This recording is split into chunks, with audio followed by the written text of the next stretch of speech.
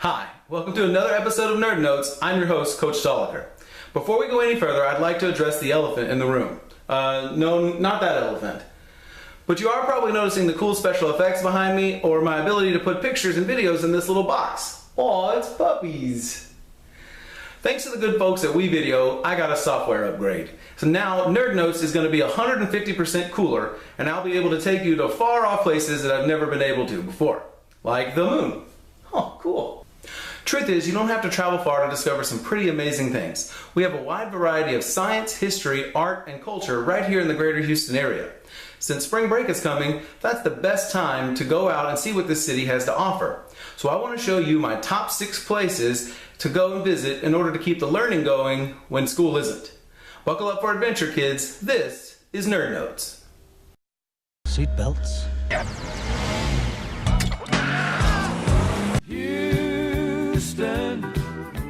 Houston means that I'm one day closer to you. Number 6 on the list is the Houston Livestock Show and Rodeo. Now this one is special because it's only in town for about 3 weeks a year, and although it's well known for the bull riding and the top talent showcased on the concert stage, it's also so much more.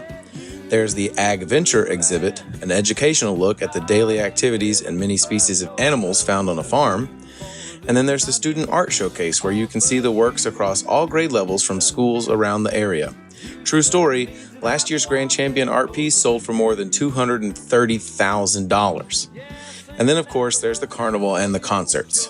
If you're going, I suggest you check out rising country star Cody Johnson. If country music isn't your thing, you can always catch Alicia Cara or One Republic. For more information, check out rodeohouston.com. We're going, we don't need roads.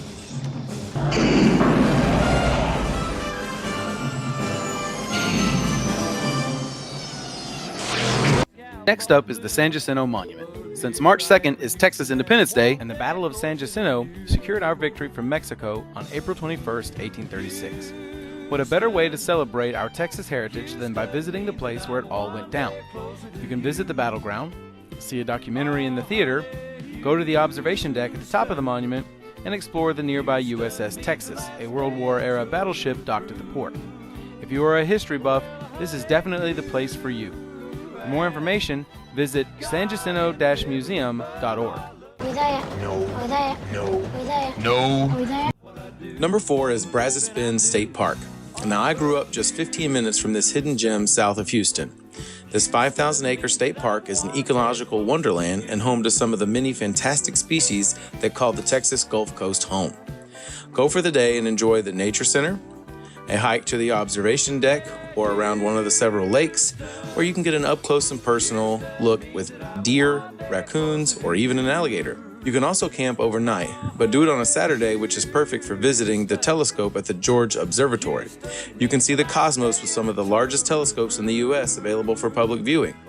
For more information, check out tpwd.texas.gov.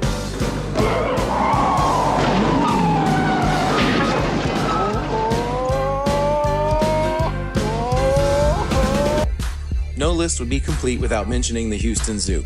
You can get in touch with your wild side as you spend all day discovering the wonders of the zoo. Visit the many species of animals found in the African plains, walk through the bird habitat, aquarium, or the reptile house, or meet the lions, tigers, and bears of the carnivores exhibit. This is the perfect place to put your knowledge of the life cycle and food chain to good use over the break. For more information, check out houstonzoo.org.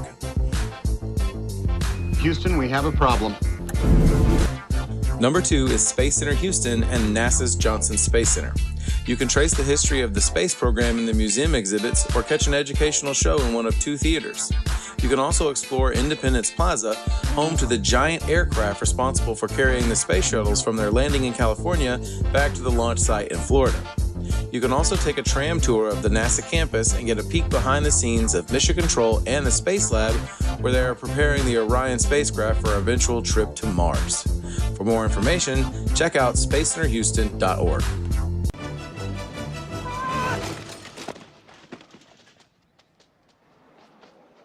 I meant to do that. And finally, my favorite, the Houston Museum of Natural Science.